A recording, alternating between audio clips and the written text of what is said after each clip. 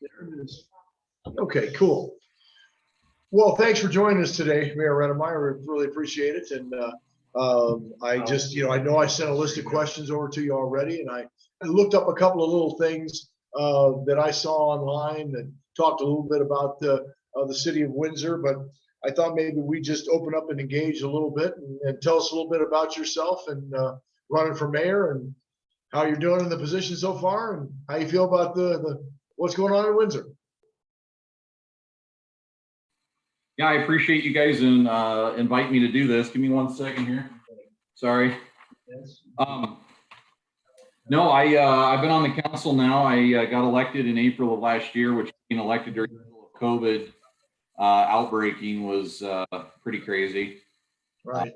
It really completely changed the schedule for all the candidates having that spring Yeah, it election. sure did. Can you guys hear me all right? Yeah, I was just looking at on this computer where to turn the volume up, but yeah, we can. Okay. As long as Dan Betts can hear me, we're good to go. Hey, Dan. Right.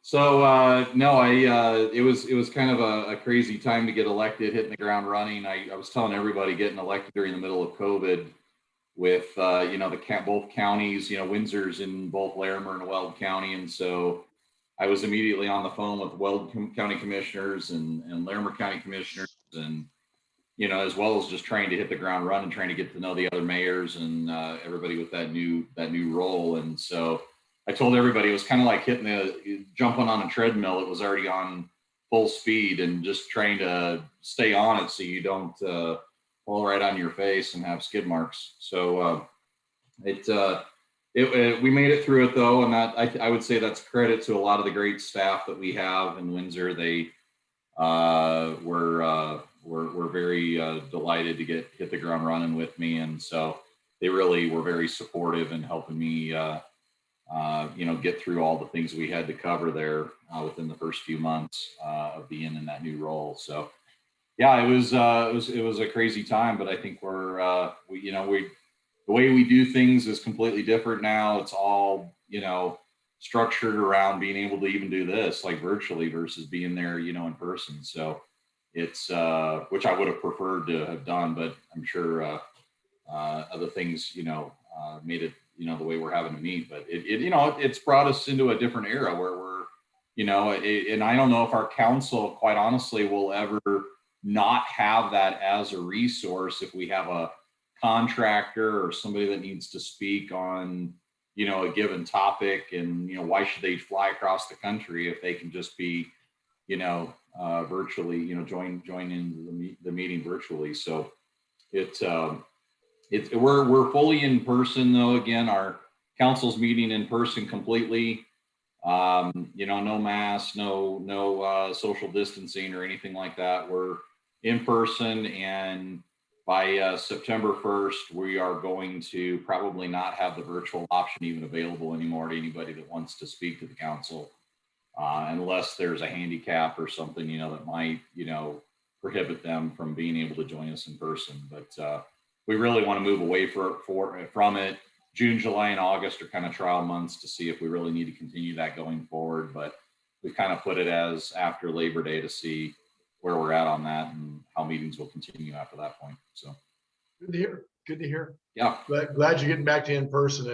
It's just I've been doing these Zoom meetings for all kinds of, and it lacks that you feel like you don't get as much done. You don't feel like you don't get quite as much accomplished when you're doing it on a Zoom meeting. But okay, anyway, I wanted to move into, and I did read on Colorado an interview that you did. That you said one of the things in Windsor that you really wanted to do is implementation. Let me just keep trying. Implementation is one of the things that was missing in Windsor. So, I want to ask that question. Redfin, according to Redfin last month, looks like the average home price in Windsor is up about around $464,000. As us in the building community, what more do you think the town of Windsor can do, or what can home builders do? I see the price of lumber's come down a little bit. Maybe that'll help with affordable and attainable housing. But what kind of implementation do you think the city of Windsor can do to help Yep, hit that missing middle, those attainable housing. And I like to use that as instead of affordable housing, because affordable sometimes, takes us down to, 40% of AMI. Well, and So affordable housing also too, I think not only is it a label, but it also is relative. What's affordable to me may not be affordable to somebody else or vice versa. So affordable is really relative to who you're talking to or what you're comparing. It always requires a comparison, in order to know really what's deemed affordable. Obviously, we know the housing market's been doing a lot of crazy things over the last, several years.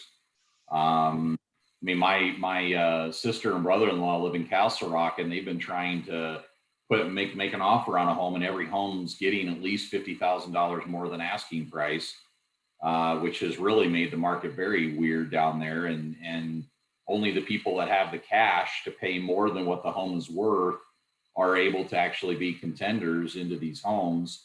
I don't even understand how lenders are okay with that, knowing that somebody could be, fairly upside down depending on the numbers, in a house. But, in Windsor, we've always let over the last almost 15 years that I've lived here in Windsor, the market's always just kind of spoke for itself. I actually thought, I see what you were telling me there about Redfin, but I actually thought the average, the median price of a home was more like 500 to 550 in Windsor, because a lot of the newer developments that are in Windsor are getting between $500,000 to $600,000 for their smallest floor plans. And so, and they're selling like hotcakes. In fact, I'll even touch on this. Windsor has already had more than 600 single family residential permits since the first of the year, more than 100 a month, which is just crazy to think that Windsor's growing that fast. But then again, people are wanting to come here. They're paying what the asking price is for these homes, because they can get in on it when they can customize features and, options and everything else. But I happen to know a lot of people that are in a lot of these new communities, and they're highly desirable, and people are willing to pay, top dollar for them. And so why shouldn't the builder or the, developer, who's encouraging, obviously, that he wants the builders to win on it too? Why shouldn't they want to get what they can get? The market's going to speak for itself when it comes to that. And it has. To bring up what you had, it brings up attainable housing. It brings that up and says, what can we do about it, or should we be trying to do anything, to help, there be, housing more attainable? It really is a dilemma, and especially as an elected official in a community where we really don't have, as a percentage of the overall population and units that we would deem to be, affordable or more affordable or attainable, et cetera. It's hard to get involved in that, other than to trying to make those properties more, accessible to be able to get off the ground. Windsor has a new, to use your terminology, attainable housing project going on north of King Supers, north of one of our workforce housing developments, where we have the town board on 2 different occasions to help the Windsor Housing Authority team up with the Loveland Housing Authority, has waived $650,000 worth of fees for that project to go forward, so that they could get the federal grants that they would need in order to be able to build it. But it's going to be for independent senior living. So basically senior apartment, living. And the senior population in the affordable, attainable housing conversation is highly left in a lot of communities, not touched, because people think, hey, you've worked your whole life, you've got retirement, you've got Social Security, et cetera. And again, what's attainable or affordable to one is not necessarily attainable, affordable to another. And in my day job, in my income, producing job, I work with seniors every day of the week. My demographic is age 65 and older in the health insurance market. And so, I am with people during that last 1/3 of their life where, they're trying to afford what they can, and they may not have saved, and Social Security may be the only thing that they're living off of in retirement. And so, what they're able to afford. It may need to be a, rent controlled assistance, for them to be able to have a respectable place to live. And the other senior housing spot that we have in Windsor has a 6-year waiting list right now. Yeah. If you it has been a stark reminder of that aging population that we have. I mean, the baby boomers are still hitting retirement right now, day after day, month after month. In fact, like I said, my day job is in the over 65-year-old category, which is, when people are typically looking into when they can start drawing Social Security at their full retirement age and stuff. And the statistics from the insurance companies that are in that senior health market say that 40,000 people a year in Colorado are turning 65. 40,000 people a year.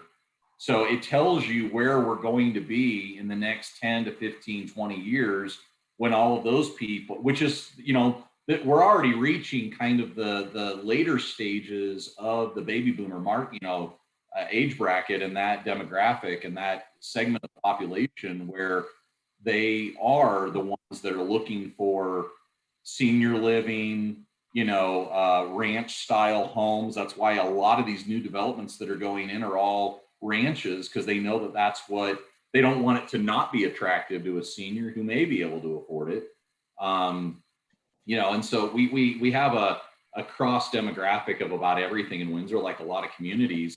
It's just that our average housing price in Windsor is not a starter home, community. It's definitely a bedroom community where people want to live, not necessarily where they work. And so there's a lot of commuting from people that live in Windsor to Fort Collins, Loveland, and Greeley, and even Denver, as the state demographer has shown us over the last few years, that we still have a high percentage of the population in all of our communities in northern Colorado that still make the trip to Denver every day. They just want to live in Colorado. So interesting to hear that. Yeah. Yep. Well, to touch on a couple of things you mentioned there, it is a heartbreaker for me as a lender to see borrowers out there that don't have, $80,000 extra dollars to throw at a transaction. And so the cash is king, because, we won't make a loan based on the sales price. We make our loans based on the appraised value. And so anybody that comes in and I've even seen it on listing agreements, Paul, that said, if you're not willing to come up with at least 10% over the appraised value, you don't make the offer. Exactly. So that really leaves those people that are, coming up with the 10% down themselves, that's all they've got, so they're getting squeezed out of the market. So you're right. We're seeing multiple offers happen. And can I ask you a really quick question though about lending? Sure. As it relates to all of this, is the rule of thumb still 20% down to not have PMI? Is Correct. it greater than that now to avoid PMI? I mean, I just was curious. I mean, I've been fortunate enough. I mean, when we bought our home up in Windsor, it was in January of 2007. It was right at the, crest of the market, the kind of teetering out at that point. We had to have the 20% down, or we had, PMI, but I wasn't really sure. I mean, we built a lot of equity. We were in that home for 14 years. So we built a lot of equity, and just in January actually moved in within Windsor, where we had built up enough equity that obviously 20% wasn't an issue, at that point. Wasn't sure if lending standards have gotten to the point where they're so rigorous to try to qualify, mostly with, like what you were saying, with having enough equity to be able to achieve the lending requirements that lenders, have in place to obviously, CYA themselves. And so I don't know if you could speak to that for a second as to where the lending market's at. I can. Three major different types of loans out there, and the way they structure the mortgage insurance. VA never has MI. The veterans funding fee is financed into the loan amount, depending upon how many times they've used it, but they never charge mortgage insurance. FHA has their mortgage insurance premium, which is an upfront fee that's financed into the loan. And then there's a 0.85 or 0.80 factor for mortgage insurance on every FHA loan, regardless of the loan to value. So even if you have a 50% FHA loan, that's 50% of the value of your home, it's still going to have mortgage insurance on it. because of the elevated level of risk of most FHA loans. Hmm. In conventional financing, 20% down, you nailed it. That's right. You got 20% down, you pay no private mortgage insurance. The PMI that's added on the conventional financing for Fannie or Freddie is based on that level of risk for how much down payment you put down. So, for example, a borrower that buys a house with 10% down, you could pay the upfront mortgage insurance and not have it over the life of the loan, but it's expensive, right? So it's better to pay on the private mortgage insurance until the value of the home and the equity in that home has gotten to that 78 or 80% magic number. Then you can petition the lender to remove the mortgage insurance. With FHA, it stays on for the life of the loan. Okay. Okay. I appreciate that. Right. Good for some of the people there in the room too, like Dan and, as associate. I mean, that's kind of good information now about where we're at. Right. Right. Well, so, you touched a little bit on that. How about, and you mentioned also, waiving some fees for projects. And I know there was a state bill that passed. I'm not sure if it's on its way or to the governor's desk or it's been signed yet, with regards to helping communities with a fund. If the communities demonstrate that they're doing on the list of items that will help promote affordable and attainable housing, like higher densities, smaller areas of parking, allowing stackable, units to be built, right? Because so you can build those condos and townhomes. Again, the higher density has been one of the things, and reducing fees from a municipality's standpoint.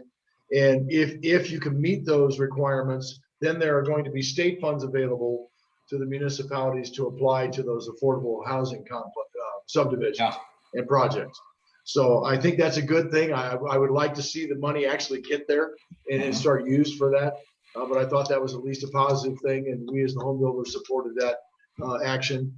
But on the local level there, do you feel like, the city of Windsor could do that for those type of attainable housing and consider, higher density? I know Windsor's one of those communities where everybody likes their space. They like to have their open space. Yeah, and again, like I said, it's a bedroom community. This is where people want to recreate. They want to, play golf. They are very concerned or not. I mean, when they come to town, their concern is, what are their parks like, their trail system, that type of thing. It's all about quality of life in Windsor. And so as long as we can maintain a high quality of life for the people that live here, they're happy. Now, that being said, obviously, we do have some amenities that do represent that quality of life that people from outside Windsor come to Windsor to experience that, like our lake and, our beach and some of that stuff that we have, some of those amenities that we have in town. But in 2016, we did a comprehensive plan that really targeted what our housing market was like, and did we have enough attainable, affordable housing to be able to give our future residents a place that, that they could still call Windsor home if they didn't have the down payment, that type of thing for a single family residential house, which is what Windsor's really focused on for the last about 20 years that Windsor's been in its boom. That being said, we have, I want to say right now, probably 6 or 7 multifamily projects that have all come up within the last 5 years that have to the tune of probably several thousand units between them. Of course, when multifamily comes in, even when it's going through the planning process, notifications are getting sent out to local residents, the open houses, the planning commission, things like that. Multifamily always draws a lot of concern from everybody because everybody's still got this stigma that, multifamily means, you're going to have low rents living in your neighborhood and people, causing crime and, things like that. They all think that it's, just because it's multifamily, they think that it's, people that can barely afford anything that live in there. And the fact of the matter is, most of the rents at all of these new multifamily projects we've had are all getting about $1.75, $2 a square foot. So when people are spending, $1,500 to $2,000 a month for a 2 to 3 bedroom, apartment, that's not that's not going to be, your people that, are causing problems. They still have very respectable jobs. And one of the developers here in Windsor, really clued me into the fact that we also have a paradigm shift happening now with the millennials all becoming homeowners and everything else. And they don't want the big houses. They don't want they want smaller floor plan. They don't want the commitment, being locked into a mortgage. They want the ability, or, hey, I may only be here for 6 months to a year. I may land a different job that I could work anywhere in the country. And so I want to be able to move, at a, fairly short amount of time, versus having to sell a house and pay real estate commissions. And, so, I mean, there's a whole different paradigm, a whole different segment of home builder, of home buyer, I should say, Right. not builder. And I think it really is changing why we're seeing those kind of projects, the multifamily actually, occurring in probably a bigger frequency in some of our communities up here. They just realize that is a huge segment of the population, people that are willing to pay a very large monthly payment, but don't want the commitment, don't want the big floor plan, don't want to have to do all the maintenance on, lawn mowing and everything else, that goes along with having a single family residential house. So I think it all plays into exactly what we're talking about here. Interesting. Interesting take. Could I add to that? Yeah, can you hear Scott? Yeah, I just wanted to add to what the mayor was saying, that, the town board has already adopted some code updates.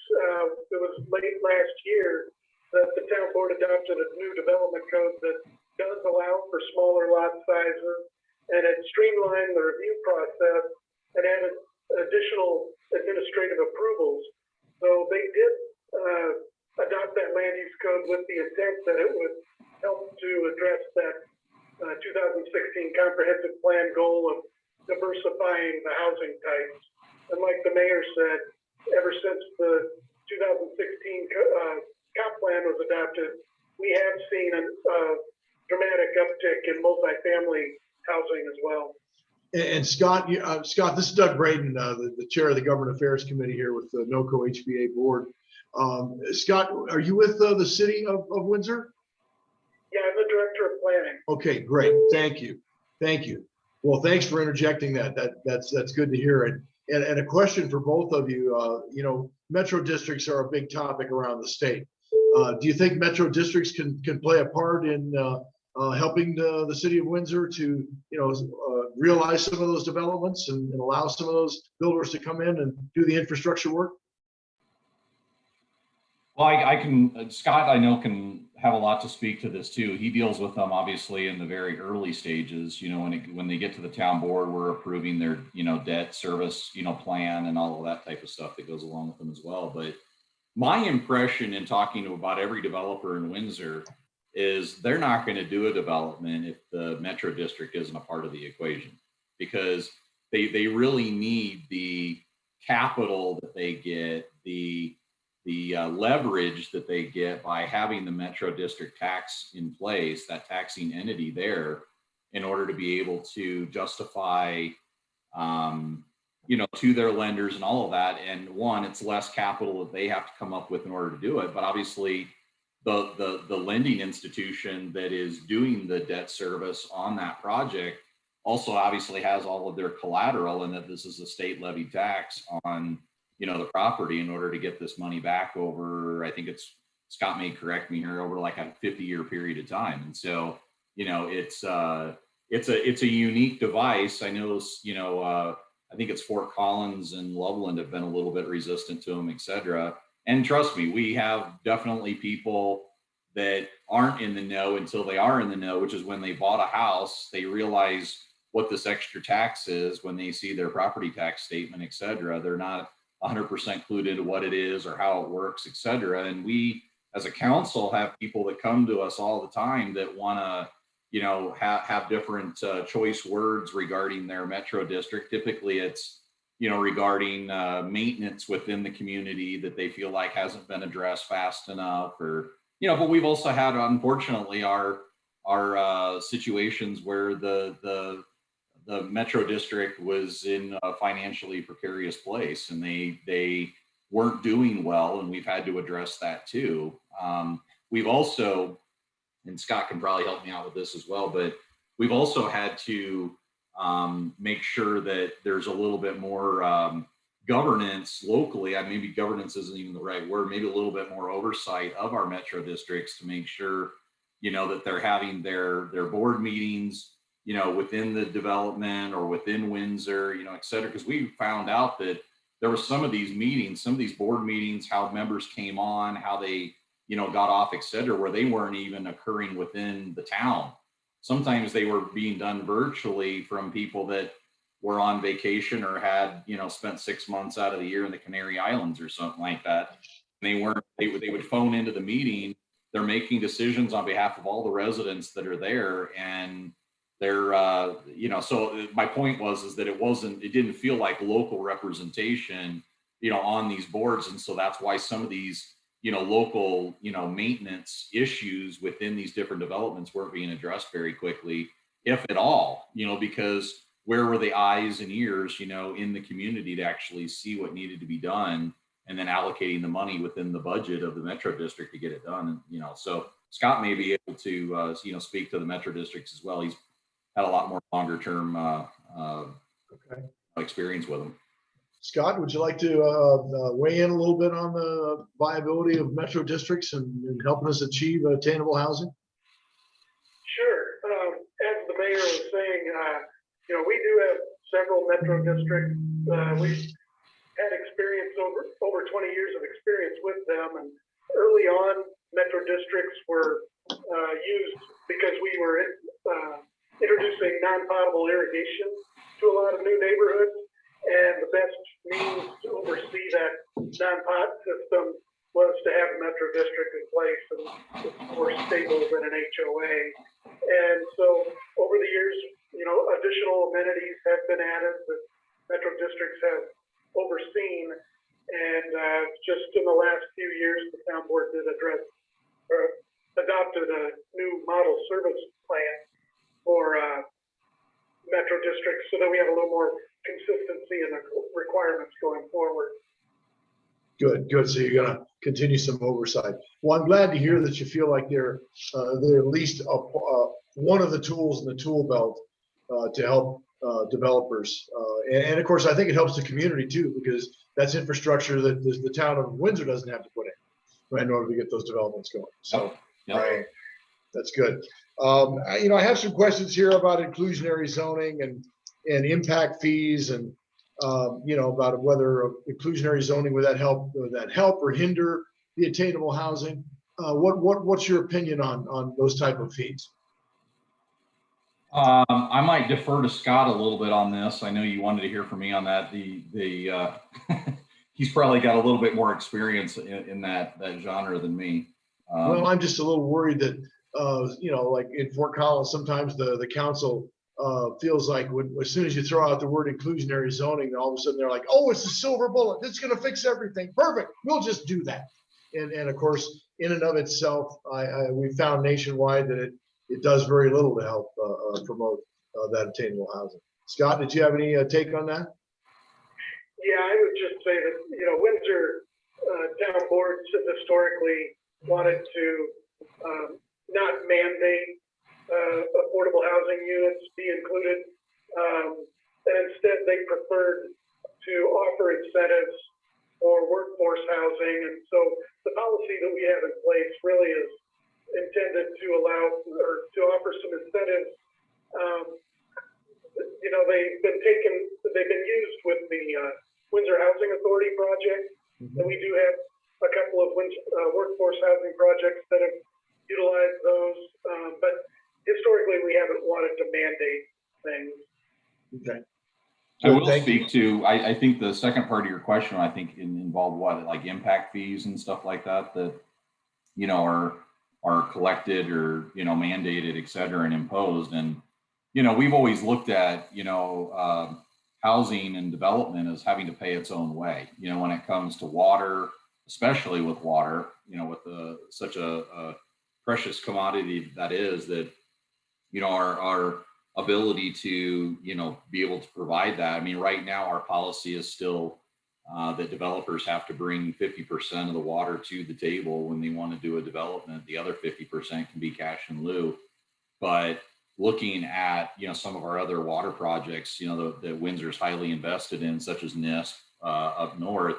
I mean, we've thought about, as soon as NISP is a reality and has the record of decision from the Army Corps of Engineers, that we might go to 100% cash in lieu to be able to attain the water that is that we've already got now the access to, and the ability to be able to afford the debt service, on that loan, to be able to get it and to participate. So it's, our fees are something that they're a necessary evil probably within the industry, unfortunately. And so, we every time that we, raised road impact fees, and I remember road impact fees was one of the ones that was a really touchy thing. Of course, the developers speak out on it. The home builders, are concerned as well. But it's what allows us to be able to handle that growth once it's there. And if we don't have a funding mechanism for that, as much as we don't really want to have those fees, but if we don't have those funds to be able to, take care of the growth once it's already here. Well, that was a good segue, because that was going to be my next question. Was going to talk Okay. a little bit about water, Yeah. and in the future for Windsor. And I know, again, referring back to that same Colorado interview that I spotted and read through.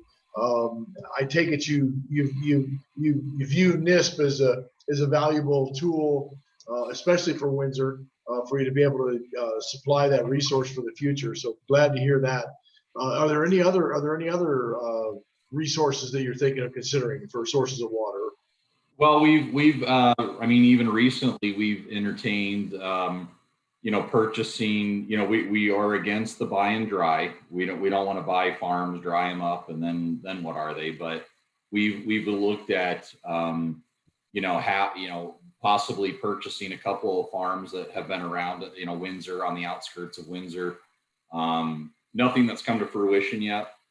I mean, we were just, approached by the owners saying, hey, would you ever consider buying our place for, one, the water rights that it has, and or putting future, municipal amenities on that property, in addition to, having it for the water that it could provide. So it's something that we've looked at. NISP, we're highly involved in NISP. I think they've already estimated Windsor's financially contributed $6 to $7 million into the NISP effort over the last, I believe it's almost 16, 17 years that project's actually been in the pipeline, no pun intended. And so we our water people have told us that's still our cheapest way to get water per acre foot is from that project. And Windsor estimates right now our portion of that project is about $125 to $150 million. That's just Windsor, a community of 40,000, nearly 40,000 right now. That's just our portion of that project, and we're one of 14 communities that are involved. It's well more than $1 billion project at this point. So it's quite substantial, and we're we're in it until we're not in it, and we're only not in it if the record of decision doesn't go our way. But all the right sign-offs have occurred from, Governor Hickenlooper when he was there to, the previous Fort Collins City Council and the Larimer County County Commissioner Board, before the last election. So all the right sign-offs have happened in order to keep that project moving forward. So there's really not any pessimism towards it getting done. But, Windsor has a lot of other, shares in a lot of other, water projects that are in our portfolio than just NISP. I mean, we've already got 3 big water suppliers we get water from right now, from North Weld, and it depends on where you live in Windsor as to who your water provider is.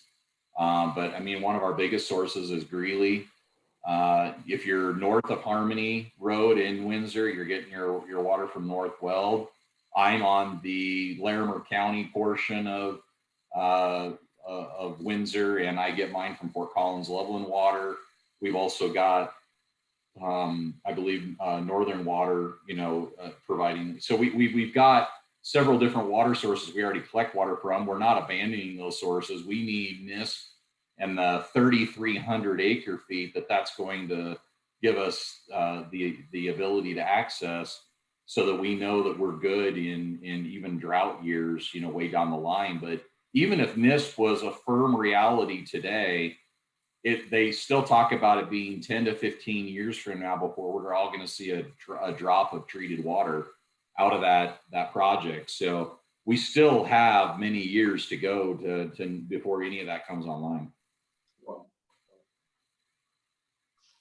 I wish it was shorter. I wish we could speed that up. Well, thank you for being a part of the fight and helping to make that a reality.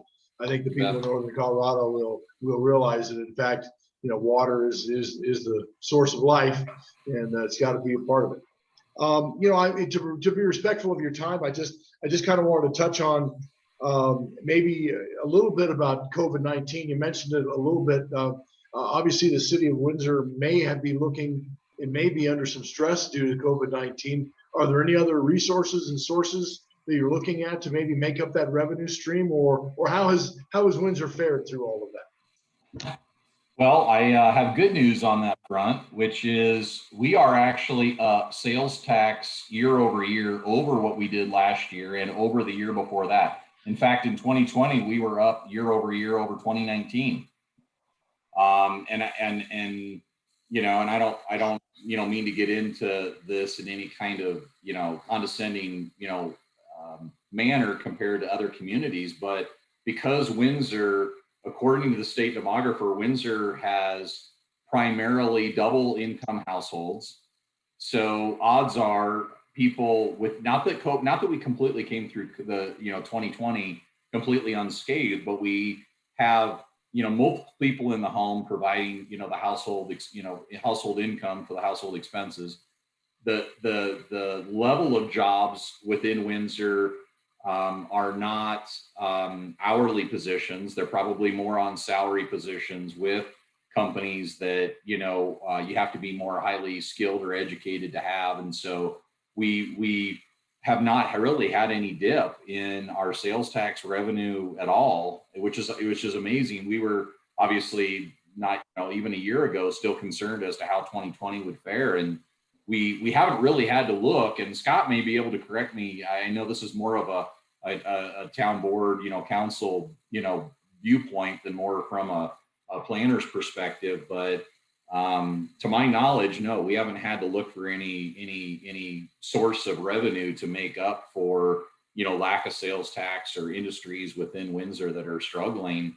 All of the industries that Windsor has we've lost a couple restaurants that were kind of teetering on, trouble before, COVID hit. But our chamber director is doing phenomenal in her job, in attracting businesses. I mean, but the businesses, believe it or not, I don't know what it was about COVID, but it made people want to get into business actually. So we've got a lot of vacant areas, a vacant office space that was in Windsor that are now all filling up. So it only means good things to, the amount of employment we're going to have and the revenue we're going to have in the future. So you don't feel you significantly lost a lot of small and medium-sized businesses? No.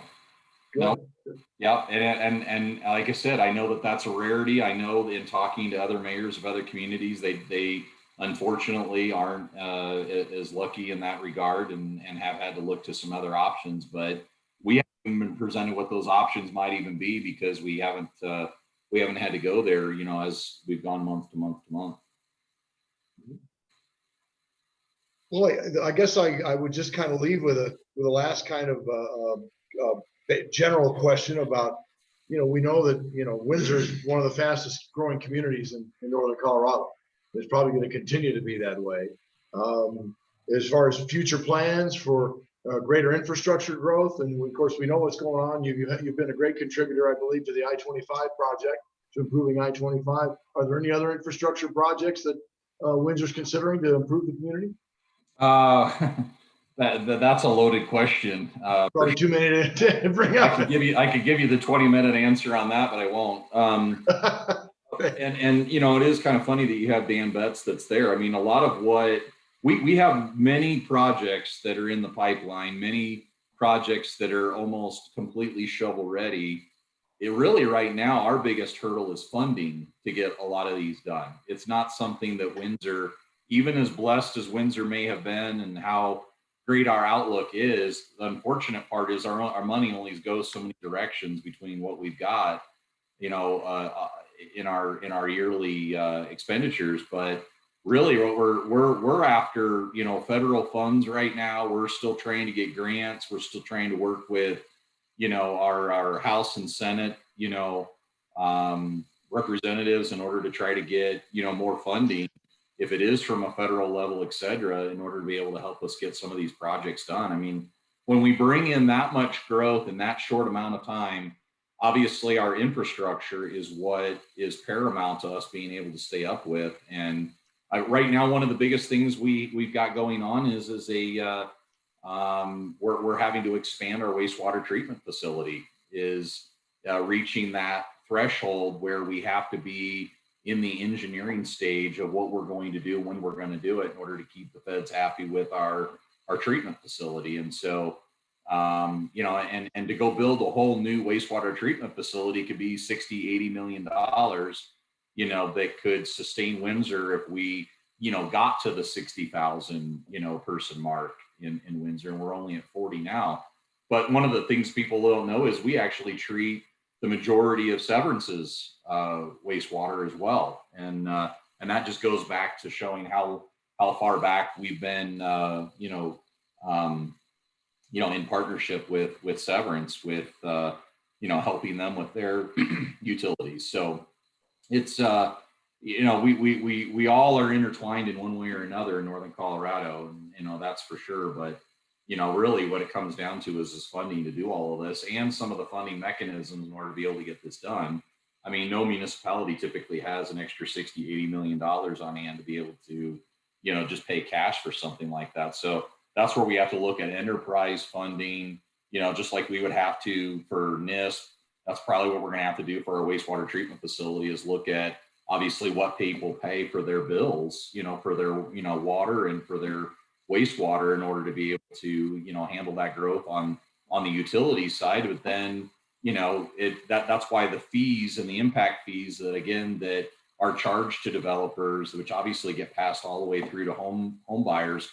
Those funds are necessary to build those accounts so that we can, pay for what, projects we already have in the pipeline that we're already, doing. But some of the major road projects that we have, we're still needing funding to do it. And if we had to set money aside for year after, we're another, 10 to 15 years before we'd have enough set aside to be able to tackle some of them. So it really is becoming a pinch point, which is just the funding, not the ability to get it done, is precluded by that funding stream.